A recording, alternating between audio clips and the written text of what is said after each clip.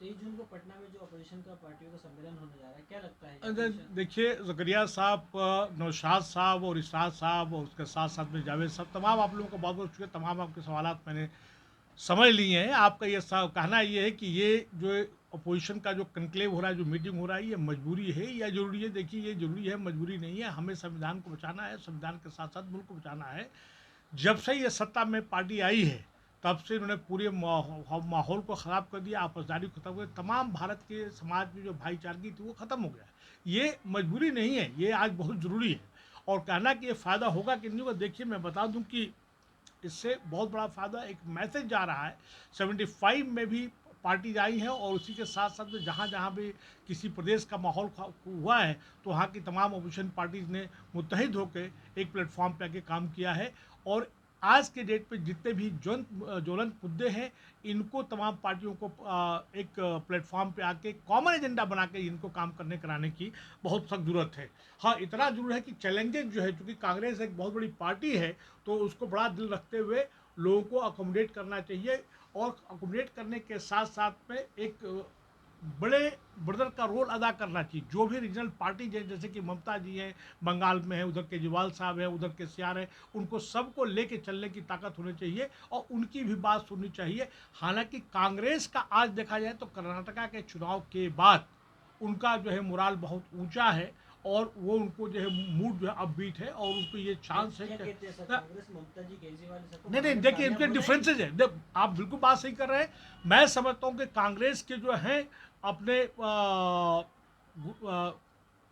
दिल्ली में जो पोजीशन, जो सुप्रीम कोर्ट का एक जजमेंट आने के बाद जिस तरह से ऑर्डिनेंस लाया गया है, केजरीवाल साहब को कांग्रेस को सपोर्ट करना चाहिए। अजय माकन जो अपोज कर रहे हैं, मैं समझता हूं कि कांग्रेस की पोजीशन खराब हो रही है। हालांकि केजरीवाल साहब ने भी 370 के मामले पर चुप्पी साध रखी थी और उसको फेवर किया था। आज तक जितने भी ऑर्डिनेंस, जितने भी एक्ट लाए चुपके चुपके बीजेपी ने, उससे समाज को, भारतीय समाज को कोई फायदा नहीं हुआ, सिवाय डिवाइड करने के लिए। 370 पे, ट्रिपल तलाक पे किसी ने, अपोजिशन पार्टी ने कोई आवाज़ नहीं उठाई, हालांकि उससे कोई फायदा नहीं हुआ। और ये सिर्फ डिवाइड करने के लिए, पोलाइजेशन के लिए कांग्रेस, उसने, बीजेपी ने, जो सत्ता रूलिंग पार्टी, उसने किया है। और इनको जो है किसी न किसी तरह से हर हालत में नवीन पटनायक, ममता बनर्जी को, केजरीवाल को, और उसके साथ साथ केसीआर को, या जो छोटी मोटी पार्टियां हैं उनको और साथ मिलाना चाहिए। हालांकि आज के डेट पे जो है 21 पार्टियां जो है एक प्लेटफॉर्म पे आ चुकी है, सर, एक और ये जरूरी बड़ा है। सवाल है इसमें जी, कि कांग्रेस को कितनी सीटों पर चुनाव लड़ना देखिए चाहिए और कांग्रेस पीएम को, के देखिए उम्मीदवार के तालमेल में क्या कांग्रेस, करें? देखिए कांग्रेस को जो आप बात करें, जाहिर कांग्रेस तो चाहेगी कि भाई हम लोग सबको सपोर्ट कर, हमको 545 जो 542 सीटों को सपोर्ट करना चाहिए। लेकिन आज के डेट में जो भी रीजनल पार्टीज हैं, उनको स्टेट में जो रूल कर रही है, उनको बड़ा से होना चाहिए। जैसे बंगाल का मामला है, तो बंगाल में ममता बनर्जी जी को, उनको जो है कांग्रेस को दिल बड़ा करके उनको लाइन शेयर होना चाहिए। उसी तरह से नीतीश को, और उसके साथ साथ में तेजस्वी यादव को बिहार में उनको बड़ा से होना चाहिए। अगर रूलिंग पार्टी आती है, जैसे कि केसीआर को उसको बड़ा से होना चाहिए। उसी तरह से आपको उड़ीसा में नवीन पटनायक जी है, तो उनको बड़ा दिल दिखा के करना चाहिए। टोटल जो है आज की डेट में देखा जाए तो 542 जो सीटें हैं, उसमें से मैं समझता हूं कि कांग्रेस को किसी भी कीमत पे 300 से लेकर 325 पे ज़्यादा नहीं होनी चाहिए। बाकी अपोजिशन पार्टी को, खास करके रीजनल पार्टीज जो है, जो स्टेट में रूल कर रही हैं, उनको ये जगह छोड़ देना चाहिए। ये मेरा कहना है। और जब तक बड़ा दिल नहीं दिखाएगा कांग्रेस, कोई भी नहीं आएगा। क्योंकि हर हाल में जो बीजेपी का जो व्हाट्सएप यूनिवर्सिटी है, या बीजेपी का जो आईटी सेल है, तमाम तरह के गलत प्रोपेगेंडा करके, तमाम तरह की जो है मिस इन्फॉर्मेशन प्रोपेगेंड करके, वो आपस में फूट डालने की कोशिश करेंगे और कर भी रहे हैं। पीएम तो पीएम के चेहरे के बारे में क्या कहेंगे? देखिए, पीएम का चेहरा तो भाई ये जो मेजोरिटी में आएगा करेगा, लेकिन ऐसा नहीं है कि इनके पास पीएम का चेहरा कौन होगा, पीएम का चेहरा कौन होगा, तमाम तरह की बात उठाई जाती है। इसमें अगर देखा जाए तो मोस्ट पावरफुल अगर देखा जाए, तो अगर कहा जाए तो नीतीश कुमार, जिसने ये शुरुआत की, उसका भी नाम होना चाहिए। मैं तो चाहूंगा कि भाई एम के स्टालिन जिस तरह से वो खुल के संविधान को बचाने की बात करते हैं, और उसी तरह से कॉस्ट सेंसस की बात करते हैं,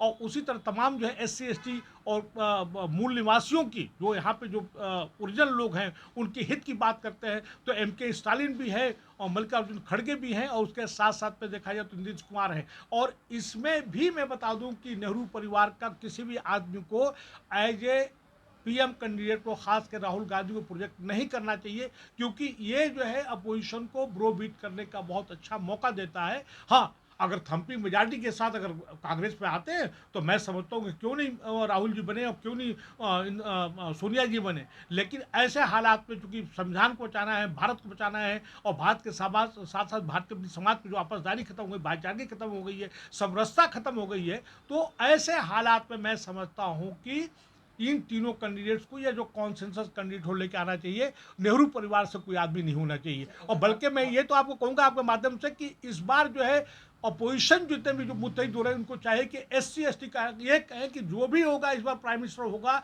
वो हमारे SC ST से होगा। देखिए क्या बात बनती है। बल्कि दिगर स्टेट्स में जो अभी 5 स्टेट में जो चुनाव होने जा रहे हैं उसमें भी डिक्लेयर करना चाहिए कि हमें जो है वहाँ के जो मेजॉरिटी जो है ट्राइबल्स हैं या SC है उसके बीच में होना चाहिए। और उसके साथ साथ में या ऐसा कॉन्सेंसस कैंडिडेट होना चाहिए जो बड़ा है, जैसे सिद्धारमैया साहब ने आते ही बहुत से अच्छे काम करके दिखा दिए, बहुत से अच्छे डिसीजन लिए, वैसे मतलब जहरीत का आदमी को जो है प्राइम मिनिस्टर बनाना चाहिए।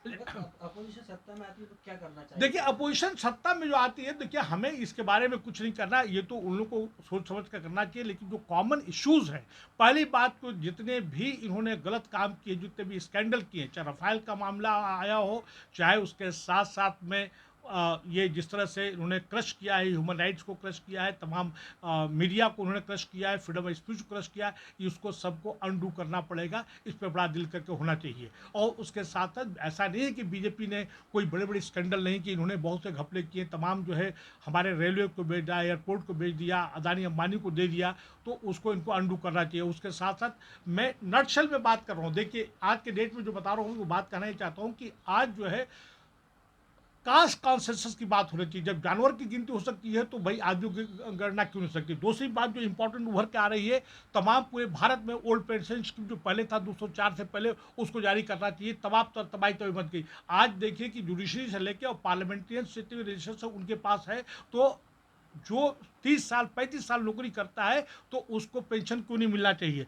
आज एक जो है बवेला इन्होंने खड़ा कर रखा है, यूनिफॉर्म सिविल कोड की बात करते हैं।